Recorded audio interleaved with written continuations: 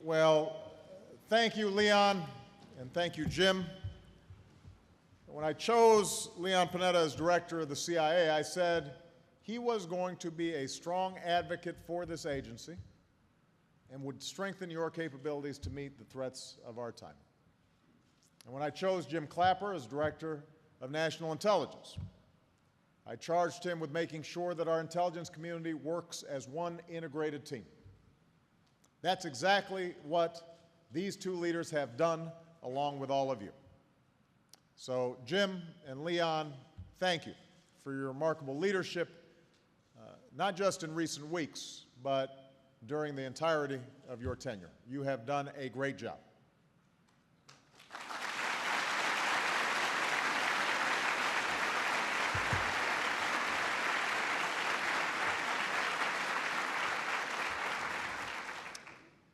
This is my third visit here to Langley as president, and each of these visits has marked another milestone in our mission to protect the American people and keep our country safe. On my first visit, just months after taking office, I stood here and I said that this agency and our entire intelligence community is fundamental to America's national security. I said that I believed that your best days were still to come. And I pledged that you would have my full support to carry out your critical work. Soon after that visit, I called Leon into the Oval Office, and I directed him to make the killing or capture of Osama bin Laden the top priority in our war to defeat al-Qaeda. And he came back here, and you guys who had already been working so hard on this issue redoubled your efforts, and that was true all across the intelligence community. My second visit, a year later, came under more somber circumstances. We gathered to pay tribute to 7 American patriots who gave their lives in this fight at a remote post in Afghanistan. And it's already been mentioned, their stars now grace this memorial wall. And through our grief and our tears, we resolved that their sacrifice would be our summons to carry on their work, to complete this mission, to win this war. Today I've returned just to say thank you. On behalf of all Americans and people around the world, because you carried on. You stayed focused on your mission, you honored the memory of your fallen colleagues, and in helping to locate and take down Osama bin Laden, you made it possible for us to achieve the most significant victory yet in our war to defeat al-Qaeda. Now, I just met with some of the outstanding leaders and teams from across the community who worked so long and so hard to make that raid a success. And I'm pleased today that we're joined by representatives from all of our intelligence agencies, and that folks are watching this live back at all of those agencies, because this truly was a team effort. That's not always the case in Washington. But all of you work together every single day.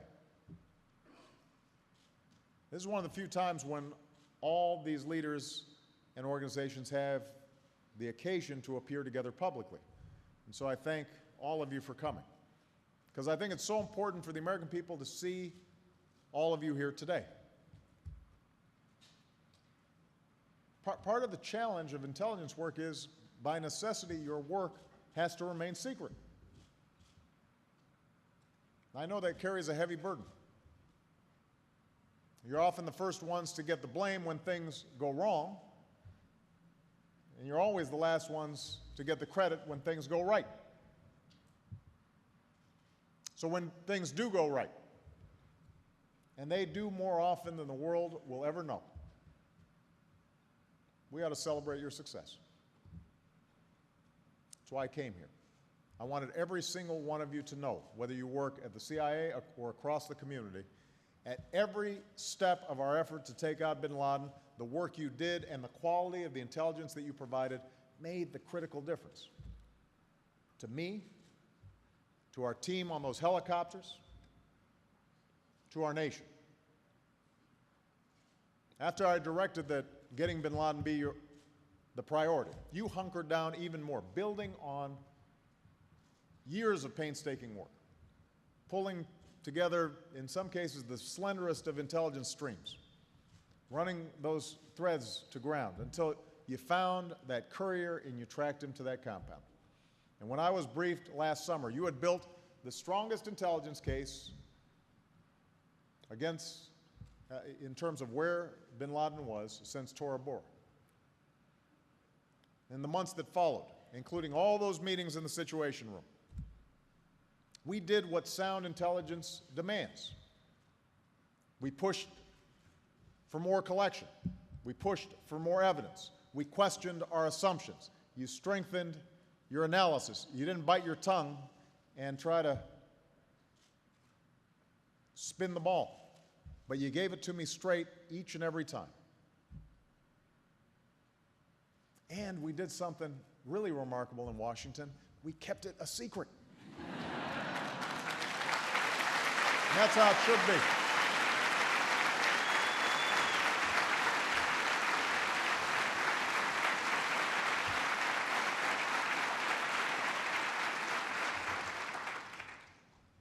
Of course, when the time came to actually make the decision, we didn't know for sure that bin Laden was there.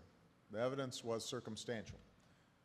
And the risks, especially to the lives of our special operations forces, were huge. And I knew that the consequences of failure could be enormous. But I made the decision that I did because I had absolute confidence in the skill of our military personnel, and I had confidence in you. I put my bet on you. And now the whole world knows that that faith in you was justified. So just as impressive as what you did was how you did it. It was a tribute to your perseverance, your relentless focus and determination over many years. For the fight against al-Qaeda did not begin on 9/11. Among you are veterans who've been pursuing these murderers for many years, even before they attacked our embassies in Africa and struck the coal in Yemen. Among you are young men and women for whom 9/11 was a call to service. This fight has defined your generation. And on this wall are stars honoring all your colleagues and friends, more than a dozen who have given their lives in the fight against al-Qaeda and its violent allies. As the years wore on, others began to think that this terrorist might never be brought to justice, but you never quit. You never gave up. You pulled together across this agency and across the community. No one piece of information and no one agency made this possible. You did it together. CIA, National Security Agency, National Reconnaissance Office, the National Geospatial Intelligence Agency, everyone at ODNI and the National Counterterrorism Center, folks across the government, civilian and military, so many of you here today. And that's exactly how our intelligence community is supposed to work, using every capability, human, technical, collecting, analyzing, sharing, integrating intelligence, and then acting on it. That's what made this one of the greatest intelligence successes in American history. And that's why intelligence professionals are going to study and be inspired by your achievement for generations to come. Now, make no mistake, this is not over. Because we not only took out the symbol and operational leader of al-Qaeda, we walked off with his files, the largest treasure trove of intelligence ever seized from a terrorist leader. Many of you now are working around the clock. You didn't have much time to celebrate. We've got to analyze and evaluate and exploit this mountain of intelligence. So today, every terrorist in the al-Qaeda network should be watching their back, because we're going to review every video, we are going to examine every photo, we're going to read every one of those millions of pages, we're going to pursue every lead, we are going to go wherever it takes us. We're going to finish the job. We are going to defeat al-Qaeda. And even as we stay focused on this mission, we need you to stay nimble and flexible to meet the full range of threats to our security, from plots against our homeland to nations seeking weapons of mass destruction to transnational threats such as cyber criminals and narco traffickers. So I'm going to keep relying on you for your intelligence, the analysis that comes across my desk every single day. And 300 plus Americans are counting on you to stay a step ahead of our adversaries and to keep our country safe. I have never been more proud or more confident in you than I am today. Not just because this extraordinary success, but because it reminds us of who we are as a people and as a nation. You reminded us that when we Americans set our mind to something, when we are focused and when we are working together, and we're not worried about who's getting the credit, and when we stay true to our values, even if it takes years, there is nothing we cannot do. That's why I still believe in what I said my first visit here 2 years ago. Your greatest days are still to come. And if any of you doubt what this means, I wish I could have taken some of you on the trip I made to New York City, where we laid a wreath at Ground Zero.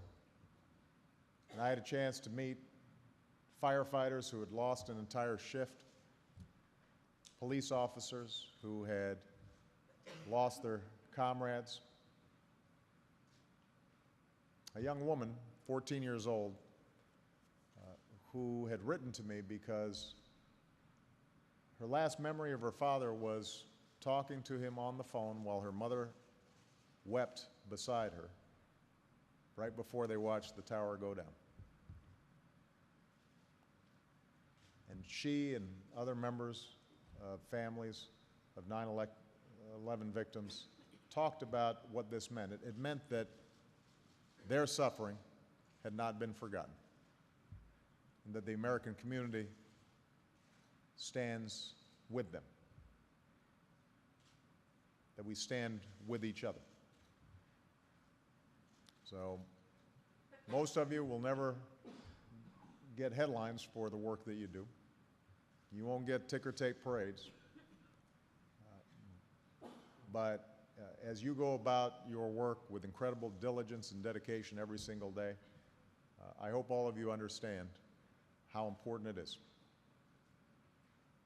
how grateful I am, and that you have the thanks of a grateful nation. God bless you, and God bless the United States of America. Thank you. Thank you. Good job.